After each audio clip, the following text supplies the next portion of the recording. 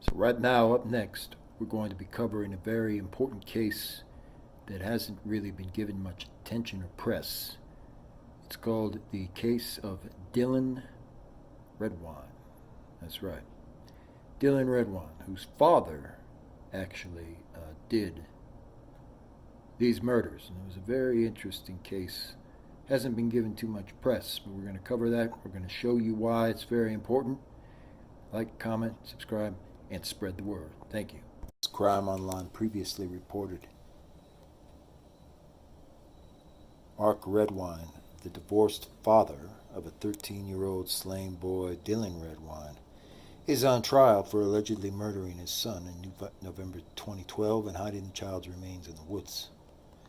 Redwine has maintained his innocence from the beginning, claiming that he left his home near Durango to run errands and returned home to see that his son had gone missing. A damaged relationship exposed with compromising photographs in the hands of a 13-year-old who was disgusted, which triggered a violent rage in the defendant and in the court. Court documents indicate that both Dylan Redwine and his older brother Corey had already seen the photos before Dylan's last visit to his father's Durango home. While Mark Redwine was sleeping, in other words, the brothers looked at the photos on his laptop while inside a locked bathroom. Corey then used his phone camera to take pictures of the compromising photos. So this is very terrible. It's disturbing when you look at this. And this is the type of person that Mark Redwine turned into, essentially. And these are going to be blurred out because the photos are very, very horrendous. It was a fairly steep and rugged situation. Dan Patterson, a former La Plata County Sheriff's Office investigator, testified at the hearing. A shred of underwear, earbuds, and scraps of clothes were found at the site that looked like it was a dump site for their body. Searchers also found Nike Air Jordan shoes, a Philo sock, a shredded white sock shirt, and a pair of kicker headphones. And Dylan's mother and family members said the items belonged to Dylan Redwine. The defense argued during the first week of Redwine's trial that the blood found in his home was infinitesimally small and could have happened to anyone who lives in the house. Defense attorney John Moran added that dog-sniffing death scent techniques are junk and do not rely on any kind of science. 2 years later, in November 2015, a couple stumbled upon a human skull that turned out to be Dylan Redwine's. Experts indicate they noticed blunt face trauma. And so they found the victim's actual skull and similar things more than a mile away from where Dylan Redwine was found. So, and this is going to be important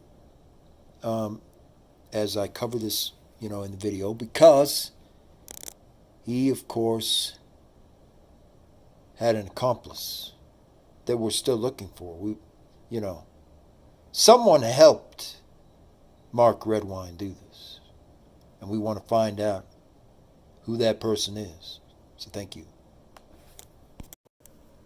So some, of course, could ask, who would be involved with someone like Mark Redwine?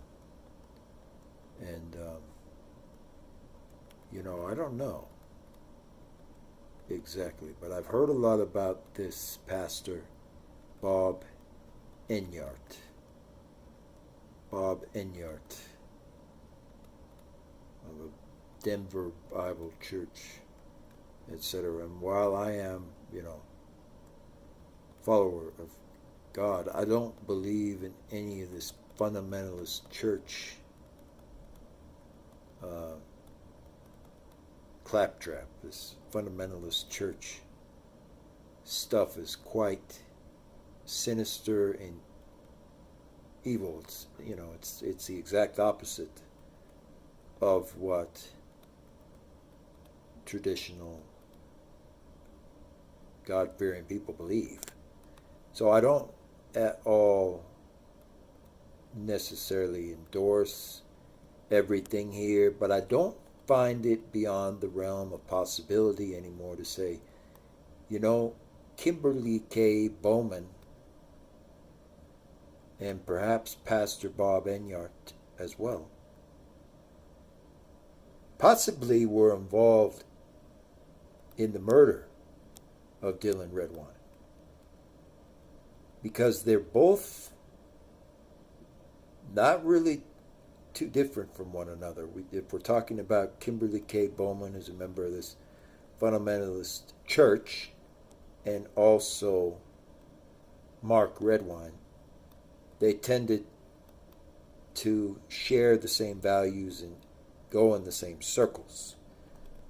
And I don't know anything about, people who are genuine Bible believers who fear God and so on. But that is not what this is. And fundamentally, I don't know everything about Pastor Bob Enyart either. What I'm saying is their church-based religious doctrine is not really any different than what Mark Redwine was doing.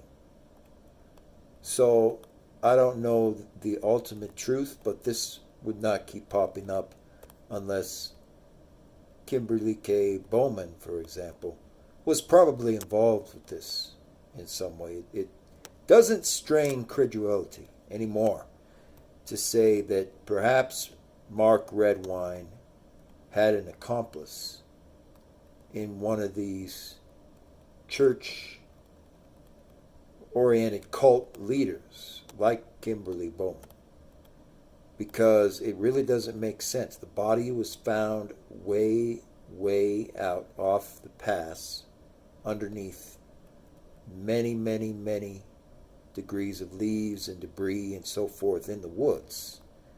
And that's not something that Mark Redwine could just do. And I felt that in my gut for a long time, that it's not only Mark Redwine involved. So it wouldn't surprise me. There's no proof just yet, but it certainly wouldn't surprise me that Kimberly Bowman and similar also had Dylan Redwine. So, did a pastor kill John Benet Ramsey and so on? I don't know. I don't think anyone has the full answers to that. But what I can tell you is, based upon the evidence and also a lot of circumstantial evidence, that it is very likely some of these people are close to the mark, and Kimberly K. Bowman or someone else assisted, that's what I'll call it, assisted, that's what an accomplice does, in the murder of Dylan Redwine. Because the kind of rituals that Mark Redwine was engaged in are the type that you see in these church groups, as you would see in the Kimberly K. Bowman's church, for example.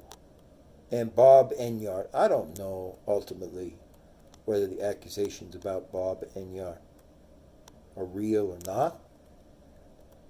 I do know one thing, though. They've raised enough of a question out there in society to make people question once and for all what is going on out there. And that's enough to say Dylan Redwine probably was killed